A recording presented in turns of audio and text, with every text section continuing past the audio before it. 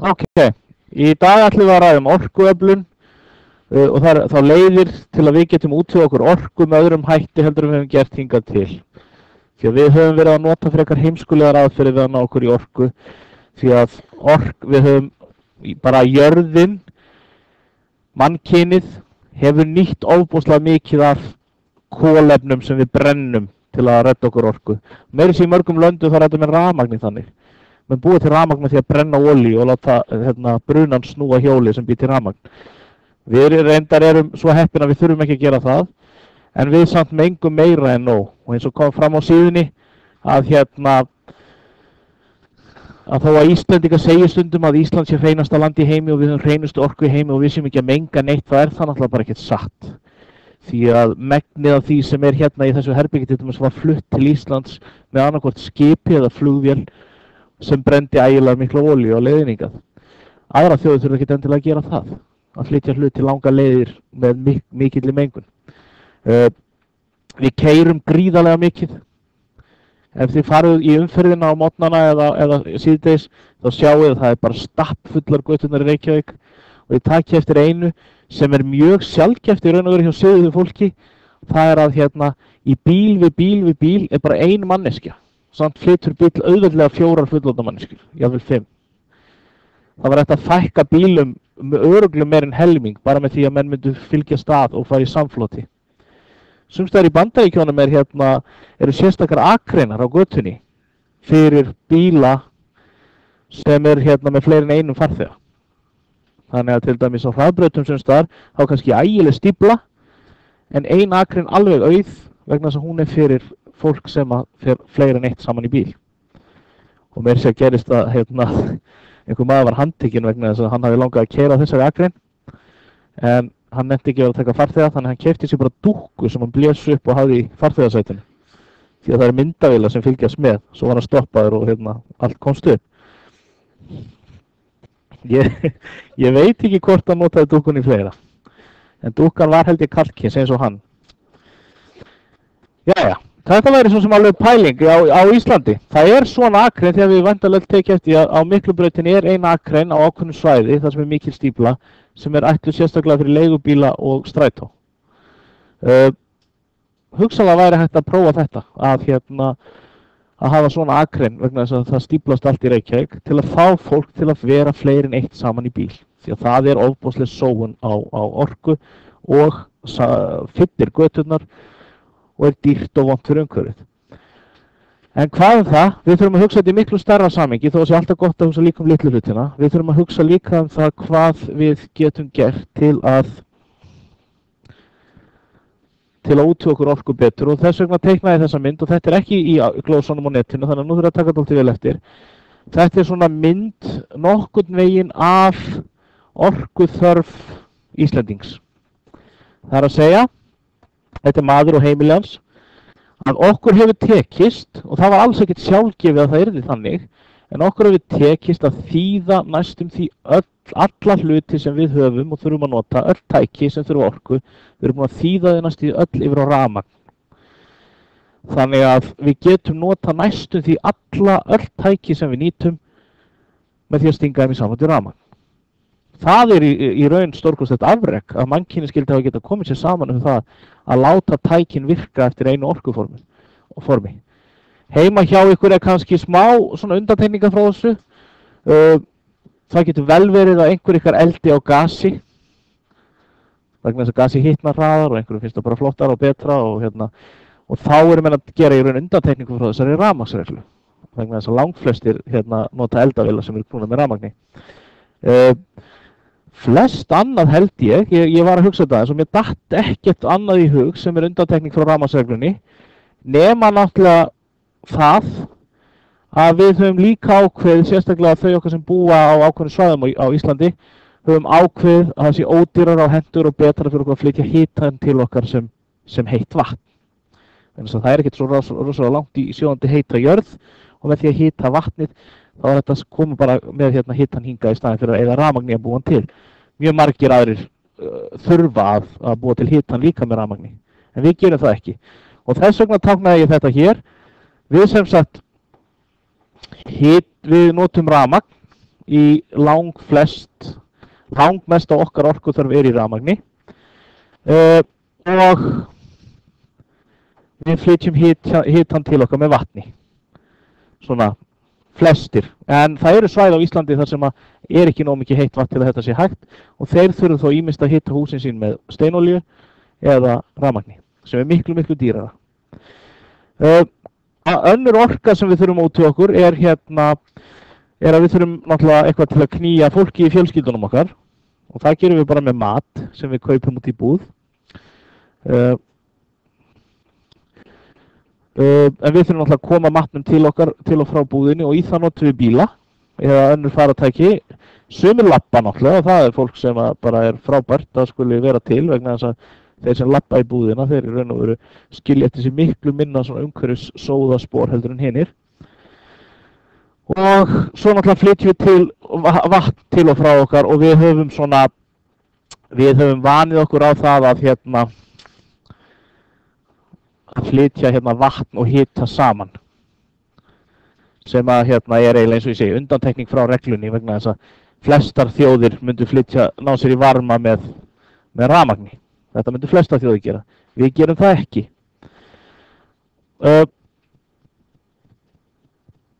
Ok, þannig að þetta er svona staðan eins og hún er í dag og þið sjáu náttúrulega strax ef þið horfið á þessa mynd að á íslensku heimili þá er einn hlutur sem sker sig úr hvað var það hvað hann er subbilegur og sóðalegur og vondur fyrir umhverfið. Það er þetta hér. Þetta er svona á Íslandi langversti hluturinn á svona venjulegri orkuneyslu. Vegna þess að við fáum allt hitt með tiltölulega umhverfisvænum hætti, samt ekkert fullkomnum og það er gríðarlega mikilvægt við áttum ykkur á því að hverju einustu aðferð sem við höfum fundið upp til að redda okkur orku, hverju einustu aðferð fylgja gallar og sumir stóri gallar. En svo erum við bara ekki alltaf sammála hversu miklu máli gallarnir að skipta og þar þurfum þið alltaf að taka ykkar bara afstöðu sjálf og við komum aðeins inn á þá eftir. Ok, þá skulum við byrja á þeirri leið sem að við Íslendingar notum númer 1, 2 og 3 til út til okkur rafmagn.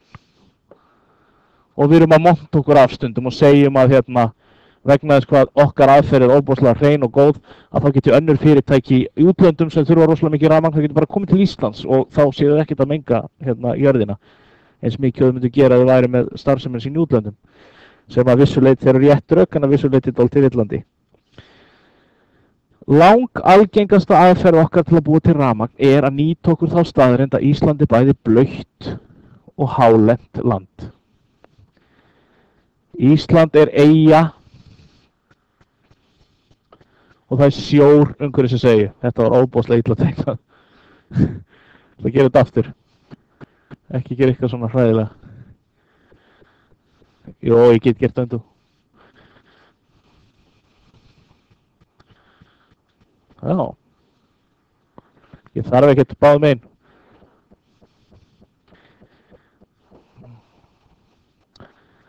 Það kemur gríðarlega mikið af skýjum til landsins úr suðri og vestri sem eru stútfull af vatni og þegar við komum yfir Ísland og lenda yfir landið og lyftast upp yfir fjöllin að þá rignir mikið og snjóar yfir Íslandi, kemur mikil úrkoma og það safnast gríðarlega mikið magn af vatni fyrir á fjöllum.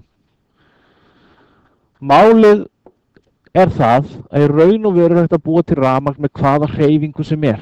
Bara ef hluturinn hreyfist þá getum við breytt honum í rafmagn, þó hann hreyfist lítið. Til dæmis 1970, 74 eitthvað svoleiðis, þá var vinsælasta fermingargjöfin armbandsúr sem þurfti aldrei að skipta batteri og aldrei þurfti að trekkja. Fermingarbörnin fengu bara úr, það var enda mjög dýr úr, en þau gáttu bara gengið með úrið og þurftu aldrei að hugsa úrið framar. Það gekk svo lengi sem manneskja var lífi, því að hreyfingin bara við það að labba dugði til að knýja úrið áfram.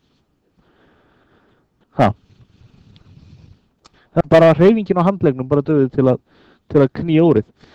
Það þurft náttúrulega ef þú leggur úrið í skúffu og geymir það þar, þá drefst það því sko og þarfst að fara að hreyfa það til að fara í gang aftur. Við þurfum bara einhverja hreyfingu sem þýðir að við getum búið til rafmagn úr hverju sem er í raun og veru. Við getum búið til rafmagn úr vindi, við getum búið til rafmagn úr hömstrum sem að hlaupa í hjólum, við getum búið til rafmagn úr sjónum með því að sjónum er alltaf á hreyfingu. við getum búið til rafmagn bara með öllu sem hreyfist og ef það hreyfist ekki þá getum við látið það hreyfast og þess vegna búa með til rafmagn með olíu með kveiki í henni og þá gufar hún upp í loftið og þá getum við notað þá hreyfingu til að búa til rafmagn. Við erum með sjálfkrafa hreyfingu í hringrás vatnsins á Íslandi vegna þess að allt vatni sem safnast hérna fyrir að það rennur fyrr eða seinna aftur í sjóinn.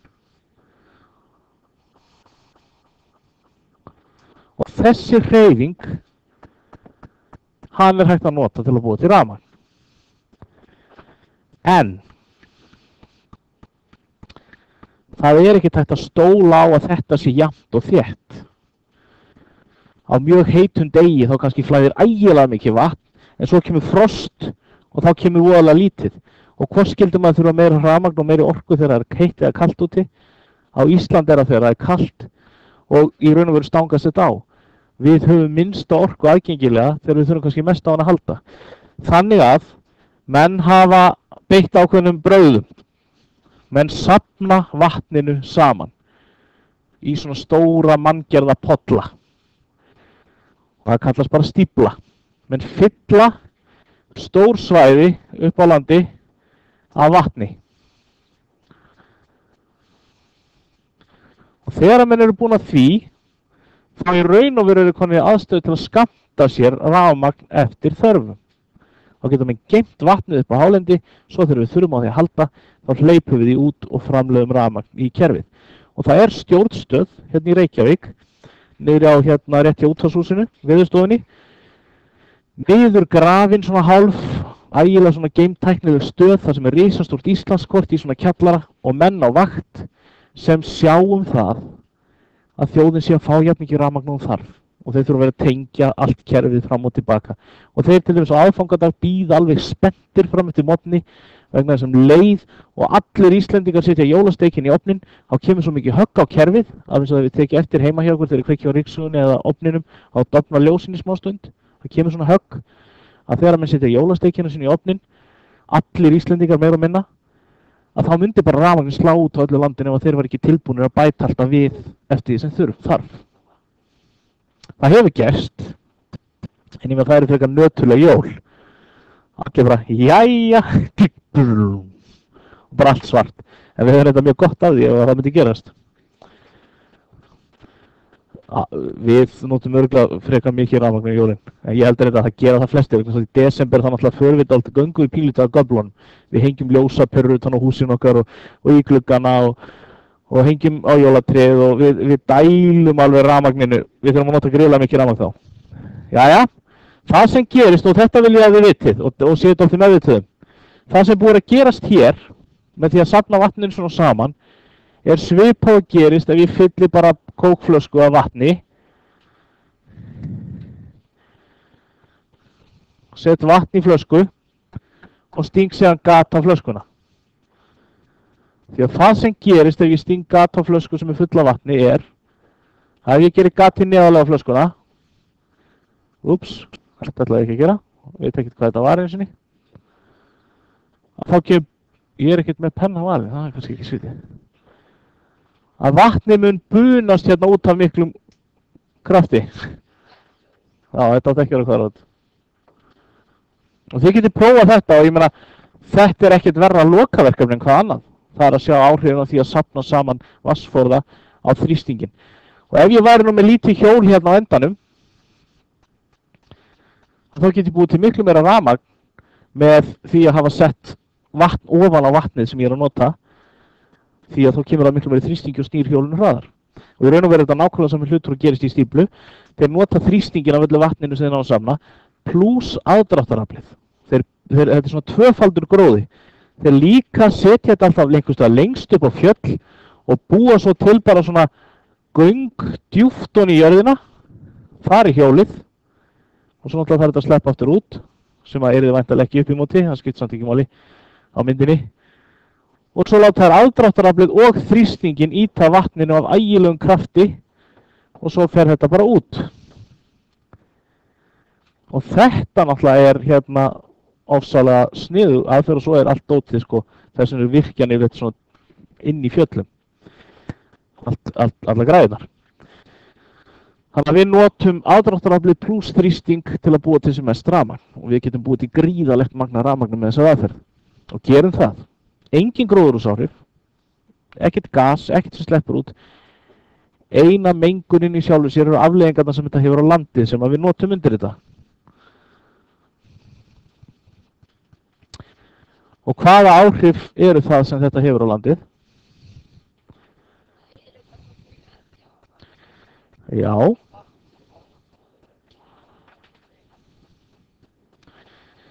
Sko, það sem gerist, það er ýmislegt og ég ætla að gera 3 hluti. 3 verulegir ókostir við þetta. Í fyrsta lagi, þegar við hleypum vatni úr þessu til að breyta því í rafmagn eða eftir árstíma kannski lítið í lóninu, það er verið að safna í lóni, það tekur alltaf tíma, að það er ekkert alltaf jafn mikið í lóninu. Þannig að ef að lónið var svona stórt og það er bara svona mikið í því núna, allt svæðið hérna er bara orðin leðju og aur botn. Og á sumrin, þegar það er lítið í þessum lónum, að þá breytist þetta bara í mold sem fýkur burt með vindi og veðrum og fyrir að eyðileggja svæðin í kring.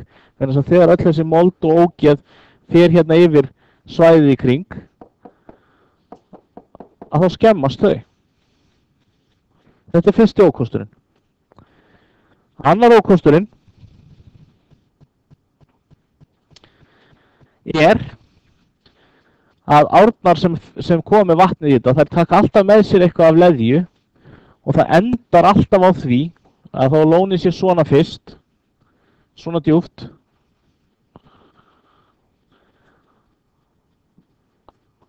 að þá smám saman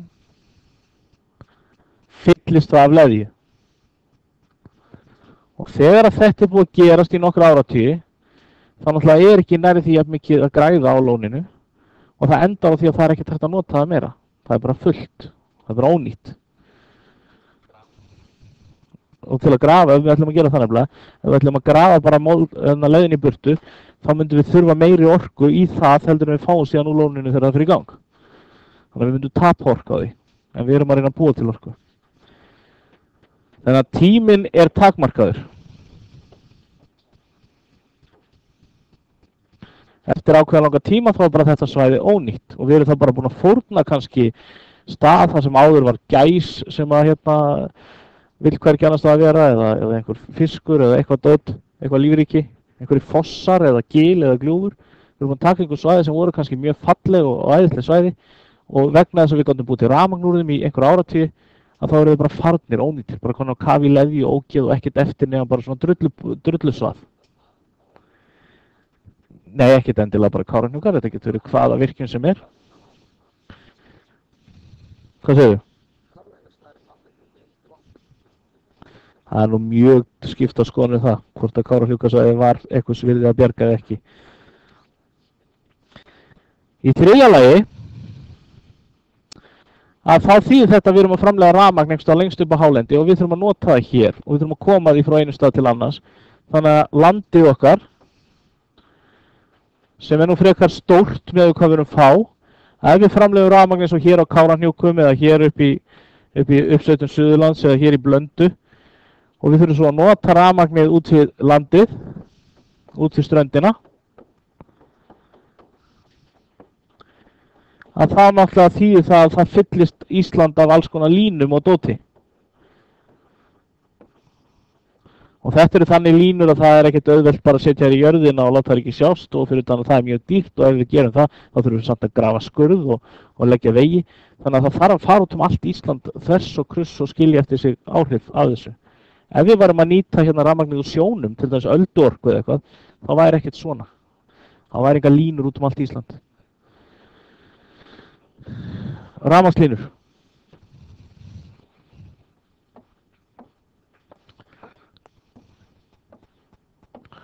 Og það er alltaf heilmikið rask af landinu. Því að Ísland var allavega, ég veit ekki hvort það er ennþá eftir Kárahnjúkastífluna, en Ísland var stærsta ósnerta náttúran í Evrópu fyrir nokkrum árum. Það er það hugsanlega enn. Og það getur alveg verið einhvers virði. í framtíðinni sérstaklega. Þannig að það eru gallar, en það eru líka kostir. Kostirnir eru fyrst og fremst ekkert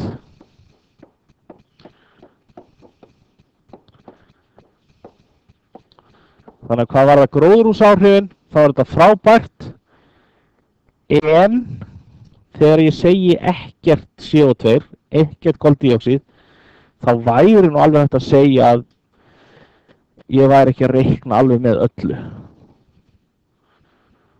Vegna þess að auðvitað fylgir hellingur af koldíoxíði því að búa til svona stíflu og leggja allar þessar línur. Það þarf að grafa og byggja og það er allt gert á einhverjum vinnuvélum. En samt, kerfið sjálft skilar ekki koldíoxíði í neinu magni út í loftið.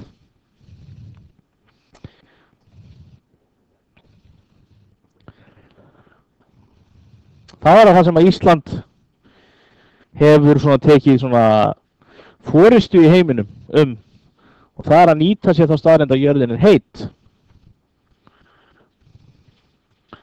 Það er nefnilega þannig að sums staðar í heiminum og á Íslandi þá er stutt niður í jarðhita. Það er svona verið eldgos á Íslandi, það er þegar þessi hiti kemst alla leiðina upp. Og hér í þessum hita býr náttúrulega bæði hiti sem við notum og það er þetta breyta honum í rafmagn. Og Íslendingar hafa verið svona hingað til dálítið stoltir af því að við séum að skipta yfir í jarðhita, búið til rafmagn og jarðhita og nota jarðhita til að knýja húsin okkar. Vitið þið hver var fyrsti Íslendingurinn sem að lagði hitaveitu í húsið sitt? Ha? Það var Snorri Sturluson í Reykholti. Það var hver rétt við hliðin á húsinu hans og hann einfallega lét taka hérna og leggja í stokk heita vatnið úr hvernum til að hita upp húsið sitt og var með heitan pott. Hver var Snorri Sturluson? Snorri Sturluson er frægasti rithöfundur Íslandssögunnar. Skrifaði megnið af hérna því sem að við eigum af gömlum íslenskum sögum og bókum. Og hann var drepinn, hann sagði eigi skal höggva. Jep. Nema hvað? Hvernig getum við nýtt jarðhita? Jú, við erum alltaf að þróa nýjar og nýjar leiðir til þess, en algengasta leiðin er svo að dæla sjóðandi heitu vatni upp úr jörðinni, eins og hér, það sem er stutt niður. Þá borar maður bara og tekur svo sjóðandi heitt vatn upp. Þetta er hraun og það er vatn í jörðinni náttúrulega. Ég hef kannski átt að teikna það.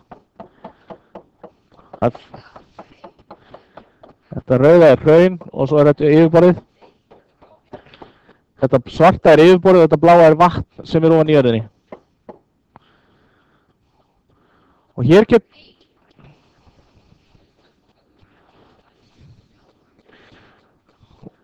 bara neðanjarðar borgir. Já, það er tvennt sem við getum gert. Í fyrsta lagi getum við látið þetta heita vatn sleppa út sem gufa og þá einfallega bara gerum við svona. Við bara hleypum því út sem gufa og við það að hleypa því út sem gufa þá látum við það snúa skrúfu sem býr til rafmagn. Þannig að bara við látum gufuþrýstingin snúa hverfli sem býr til rafmagn. Þannig að svona getum við gert rafmagn.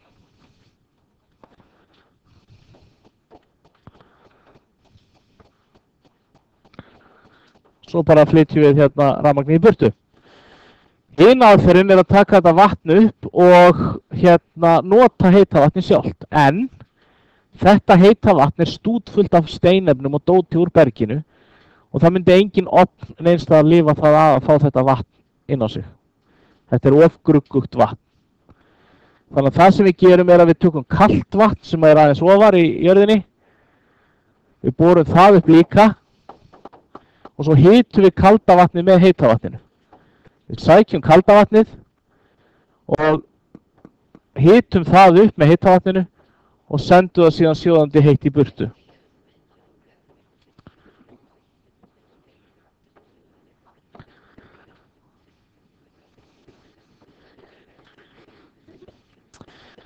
Þannig að í staðinn fyrir að taka þetta vatn sem þarna djúpt niðri, sem fullt af steinefnum, í staðinn fyrir að taka það og senda það til Reykjavíkur eða hvert sem við þurfum að nota, þá tökum við kalt vatn úr nágrenninu, hitum kalda vatnið, sendum það til Reykjavíkur og þá þurfum við að losna við heita vatnið.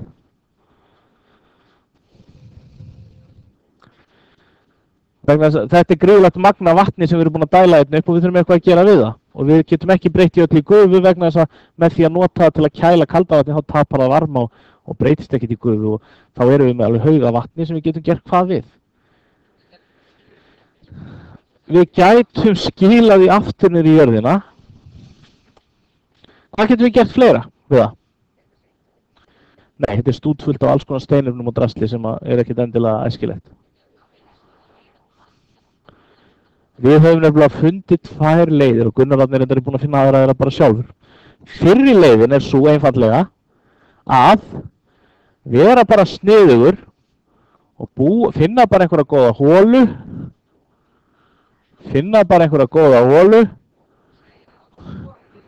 Það byttu. Og við bara setjum þar í poll. Og svo höllum við þetta bara Bláa lónið og seljum aðgang. Og allir halda að þeir séu einhver ægilegri óspilltri íslenskri náttúru. Bláa lónið er nákvæmlega þetta. Þess vegna er þessi stóra virkjun í hliðina á Bláa lóninu. Við getum að til Græna lónið, við getum gert það. Þannig að þetta er aðferð númer 1. Bláa lónið.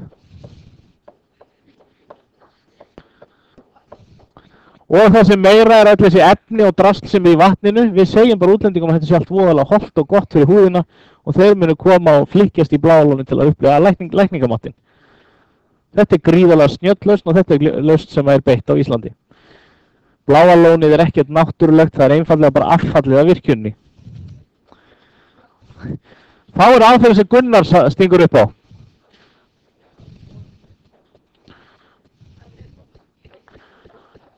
Já.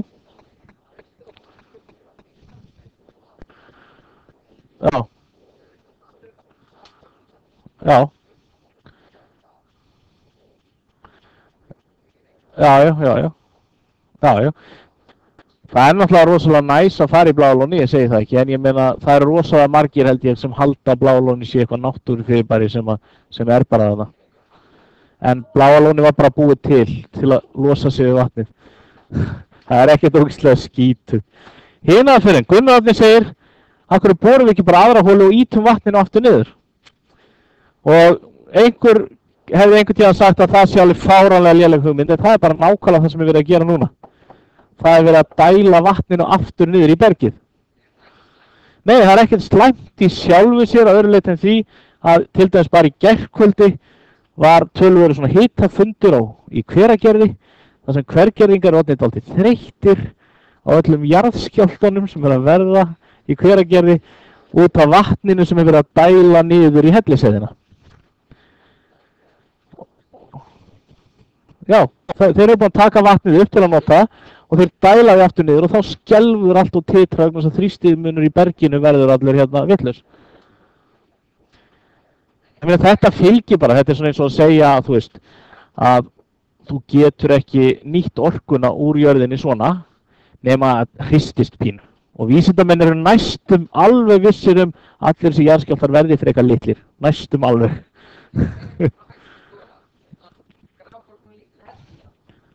Helli. Já, hann er ekkert voðalega lengi að fyllast, sko.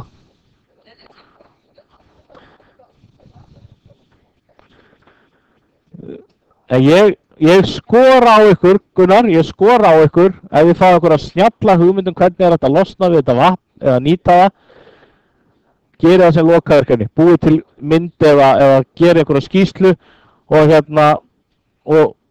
við skulum sjá hvort þið verði ekki bara heimsfræg. Ég ætla að sýna ykkur núna jarðskjálftakortið yfir Ísland í dag.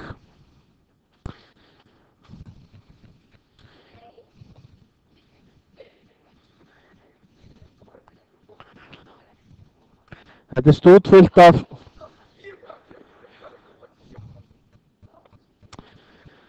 Þessir jarðskjálftar hér, hérna endar sjáum við að Katla aðeins að hrista sig hérna. Katla, það býða allir spenntir eftir að hún fara að gjósa því að þá mun bráðna jökull og hugsanlega Kaffar-Vík í Mýrdal. En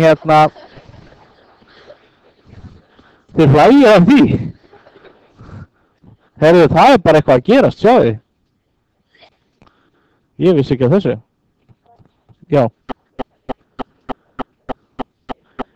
Kötlu, já. Ég get svo smáli segja, ég ætlaði bara ekki að sýna ykkur Kötlu. Ég vissi ekki að hún væri að hrista svona. En ég ætlaði að sýna ykkur þetta hér. Ég ætlaði að sýna ykkur hengil. Þessir litlu skjálftar eru hérna rétt hjá Reykjavík. Og þeir eru allir vegna þess að við erum að dæla vatni þarna niður, meira og minna. Og hér Hveragerði. Ég meina sko, góð hugmynd eða ekki, ég meina að þú veist, þetta að mörguleyti fín aðferð við að búa til rafmagn, en við vitum svo sem ekki alveg hvað áhrif þetta er. En hver eru ókostirnir við þetta? Jú. Já, spurðu. Færum bara Hveragerði.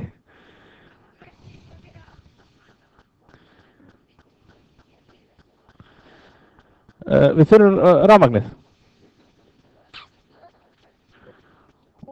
Og þetta líka nálægt Reykjavík, til dæmis.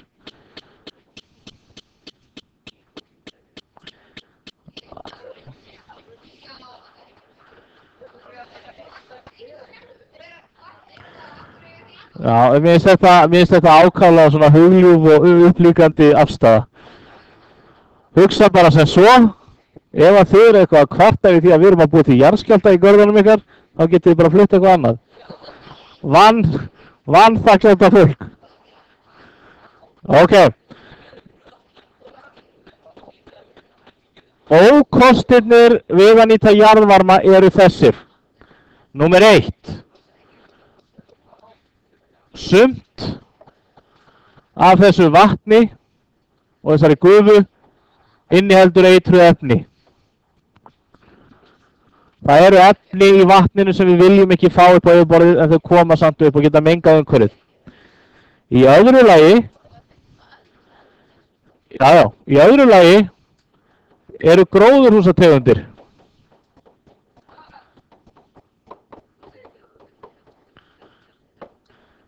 Við erum að hleypa út í loftið með þessu gróðurhúsalofttegundum, sem var nú kannski ekki alveg pælingin til að byrja með.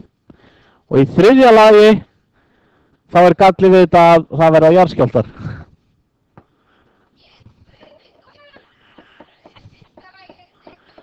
Já.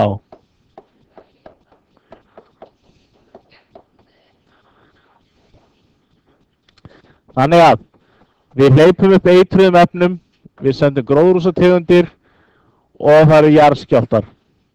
Plús það að fyrr eða síðar það náttúrulega klárum við vatnið af þessu svæði og þurfum að finna nýjan stað.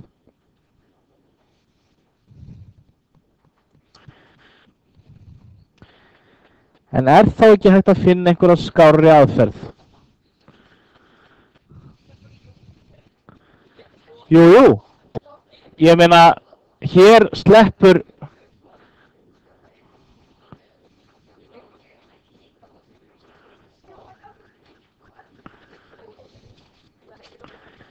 Þetta er nefnilega góður punktur og þess vegna teiknaði ég gróðurhúsategundir hér og eiturefnin hér vegna þess að þó að þú sjóðir það og vatnið flýi frá eitrinu, þá verður eitri bara eftir þar sem að, þú veist, og það er að gerast. Kannski safnast í mosa eða eitthvað svona umhverfið. Já, við gætum jafnvel neitt útlendingar til að búa í Hveragerði og drekka eitra vatn. Og í staðinn fá ég frítt í Bláa lónið. Nei, það er reyndar.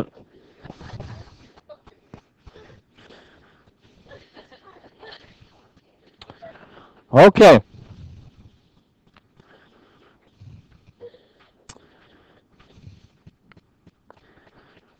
Þá af þeim orkugjafa sem er kannski mest spennandi af þeim öllum og við samt höfum ekki nýtt nærri til eins mikið. Það er að reyna að fara bara fremst í keðjuna.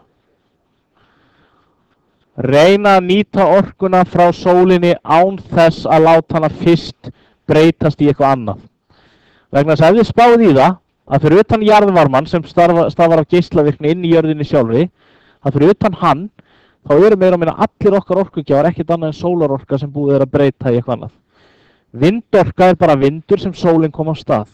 Vatnsorka sem við nýtum bara vatn sem sólin lét gufa upp og falla einhvers staðar annars staðar.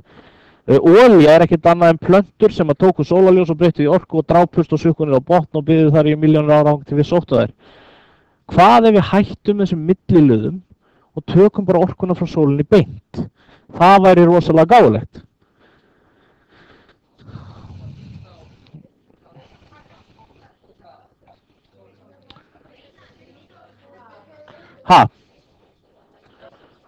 Byrju, bara einn í einu.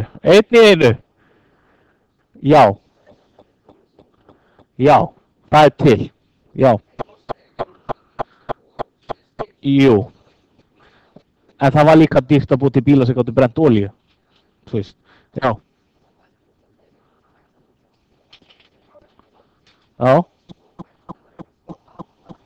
Orkuframleiðslu land, þetta er nefnilega frábær punktur. Kostur við sólarorku er náttúrulega það að hún er ókeypis, það er náttúrulega búið til móttökutækið, en það þarf ekki að kaupa síðan áfyllingu, það bara gerist sjálf. Þannig að ef við náum að taka þessa sólargeisla hér og búa til einhverja aðferð við að safna þeim, þá erum við í góðum málum. Gallinn hér er augljós. Hver er munurinn á því að safna sólarorku og til dæmis vatnsorkunni og heita vatninu? Hvað gerist á aðfangadag? Þegar við þurfum allt í einu alla orkuna. Þá er engin sól á svæðinu. Sólarorkan er ekki þannig að það sé hægt að safna henni í uppistöðulón eða geyma hana niður í jörðin og hleypa henni út. Ja, Bakkabræður reyndu að fylla bæinn sinna á sólarorku og það klikkaði. Veist ekki heldur hverju Bakkabræður eru?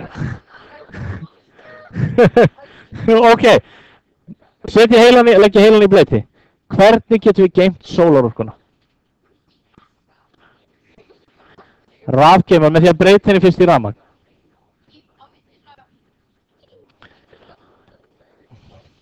Við höfum tvo kosti svona í fljótu bragði, þeir gætu verið fleiri og kannski eftir að finna fleiri. Í fyrsta lagi gætum við nota þetta til að búa til rafmagn og sett rafmagni á geimi. Jú, það er alltaf mikið rafmagn í það. Í öðru lagi, og takkið vel eftir þessu, í öðru lagi getið þið tekið vatn sem þið fáið bara á jörðinni,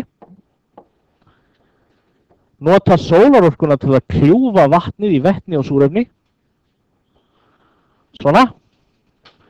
Það fáið vetni í annan og súrefni í hinn. Og svo er bara hægt að flytja þetta í burtu þegar maður þarf.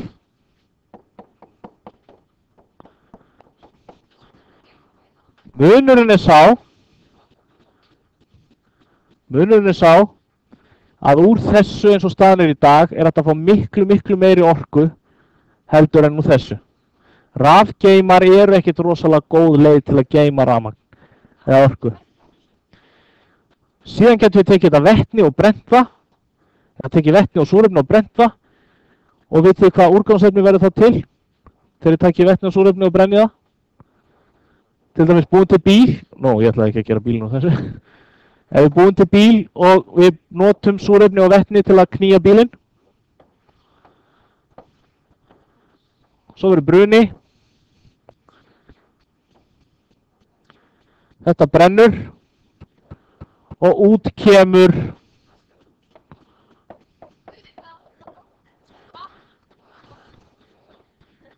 þannig að eina sem gerist í raun og veru við þetta er að við tökum vatnið, tökum það í sundur, kveikjum í því, að festist það saman aftur og hlutaði breytist í orku.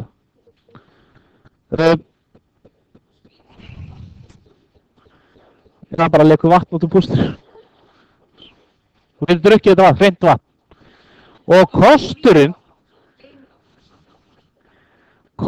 við þessa aðferð er að það er enginn sem segir að þetta þurfi að vera hreint vatn. Við gætum þess vegna gert þetta við skólpið.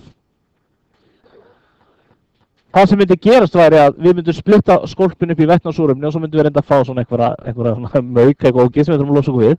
En síðan blöndum þessu saman aftur og við getum drukkið vatni sem er til við vinnuna. Já.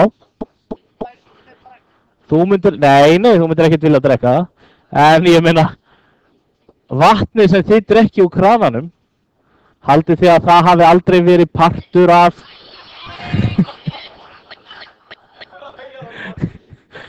Þú veist, það er búin að liggja lík í þessu vatni og rotna og þetta vatn var einu sinni partur af bjú á löppunum á einhverju giktveikri rollu upp á hálendi. En það er búið að hreinsa það. Ég er hægt að drekka vatn. Vegna þess að þetta hér kostar peninga og okkur hefur ekki tekist að gera þetta nógu ódýrt og við hefum ekki náð að fá nógu miklu orku. En það mun hugsanlega gerast. Já, þetta kemur. Ok. Það sem Sindri sagði áðan, ég ætla að enda á því. Sindri sagði áðan, af hverju tökum við ekki bara eitthvað svæði á jörðinni, rekum bara allt fólki í burtu og framleiðum bara orku handa restinni.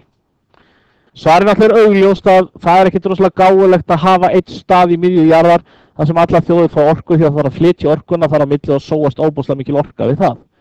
Ef allir þurfa að fara að sækja orkuna sína til Dubai eða eitthvað.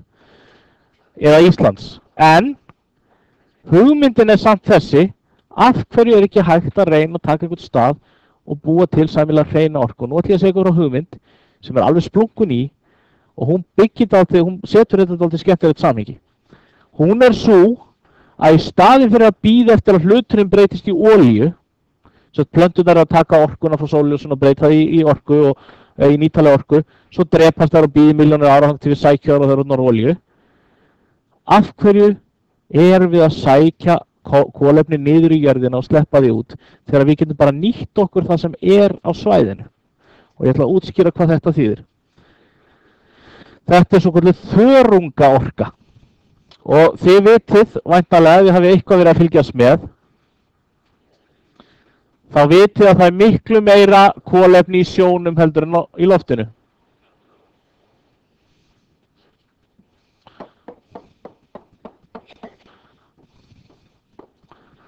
Það er líka CO2 í loftinu en það er miklu minna. Það er ekkert mál, ekki neitt mál, það þarf bara að þróa þessa tækni, að taka þörunga sem lifa á CO2 og setja í vatnið og þeir munu taka helling af þessu koldíoxíði og binda það í sig. Síðan getum við tekið þessa þörunga, safna þeim saman, setta í pressu og pressa úr þeim olíu sem við getum notað sem eldsneyti. Þannig að við tökum þörungin hérna. Þörungar er ekki fiskar.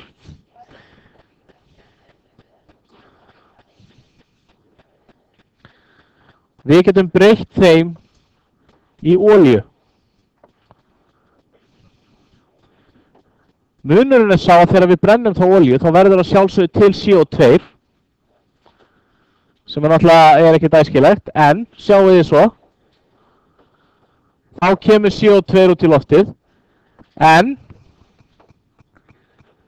það CO2 mun fyrir að setna aftur bindast í þessum þörungum og við förum hring eftir hring. Og ástæðan fyrir því að við erum að hita jörðina er ekki kolefnið sem var í sjónum, heldur kolefnið sem við sóttum ofan í klettana. Kolefnið sem við borum eftir langa leiðir í olíuna. Olían er hér nefnilega.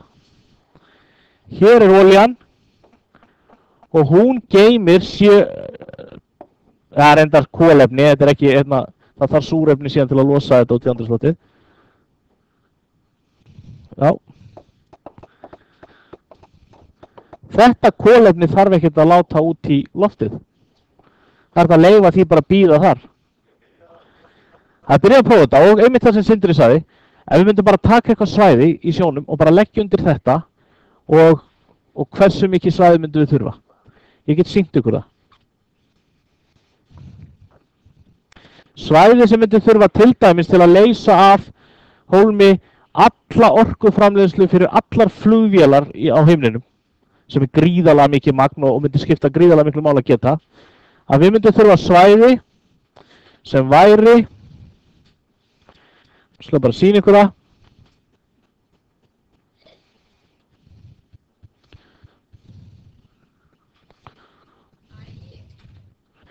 svæði sem svona stórt.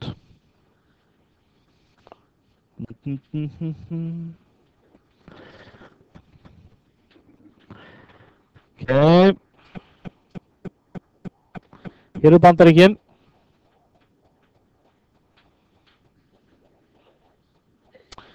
Ok, svæði sem við myndum þurfa til að framleiða nóga miklu orku fyrir allar flugvélar í heiminum er cirka svona stórt. Ándjóks. Þarna væru bara svona búgarðar, bara rétt undir sjávarborðinu, það væru bara búgarðar af þörungum. Og þessir þörungar myndu allir soga í sig það koldíoxíð sem er til staðar. Þannig að við myndum minnka koldíoxíð, gróðurhúsaáhrifin, en reyndar myndum við síðan sleppa því hluta aftur við að brenna það, en við myndum ekki auka við það. Við myndum bara búa til hringrás. Já.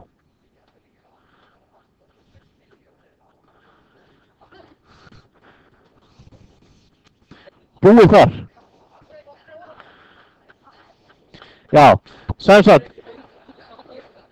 En fyrir okkur sem ætlum ekki að leysa aðsteðandi vanda með tímaferðalögum, að þá þurfum við að velja einhverja af þessum kostum og gera eitthvað í þessu. Ástæðan fyrir að það er ekki búið að gera þetta, Gunnar, er þessi. Ástæðan er svo að allt sem ég hef nefnt er enn í dag miklu dýrara heldur að nota kol eða olíu. Já, þú veist, menn náttúrulega geta síðan. Og að lokum, það tekur alltaf tíma að skipta á milli. Að fara úr því að vera með kol yfir í olíu tók 50 ár. Og það voru ekkert einhver 50 næs ár þar sem að menn bara fóru úr einni tækni í aðra og bara leið rosalega vel með. Þetta voru skelfilega ár vegna þess að þúsundir og hundruð þúsunda manna unnu við það að sækja þessi kol. Það voru heilu byggðirnar sem voru við hliðin á kolanámunum, þar sem að bó fólk með börn og sko marga kynslóðir sem allt í einu bara voru orðnar óþarfar. Bara fólk sem bara þurfti ekki lengur. Nei, það nefnilega olían var allt öðrum stöðum. Þannig að fólk í ákveðnum borgum, það bara var gríðlegt atvinnuleysi, gríðlegt fátækt og gríðlegt vesen. Og í Bretlandi, að þessar miklu breytingar sem urðu, það er meðal annars leiddu til þess að logaði allt Bretland af átökum frá 1980 til 85 þegar kolanámu bæir og kolanámu menn fór í verkföll vegna þess að það var bara ekki lengur hægt að lifa á þessu. Og það er meðal annars, þið þekki kannski að pöngið í Bretlandi er á sama tíma. Mönnum leita til Bretlandi eins og bara það væri allt að fara til fjandans. Já. Þetta er kol, olía, sólarorka og allt annað er ennþá bara einhvers staðar hér. Markmiðið er að koma þessu niður. Og það gerist ekki nema menn hætti að nota þetta hér í sama mæli. Og það er vandamáli. Hvernig getum við lækkað kostnaðinn? Og við getum það ef við menntum okkur og nógu mörg af ykkur fara í raungreinar en ekki allir bara í viðskiptafræði og einhverja svona greinar til að handla peninga.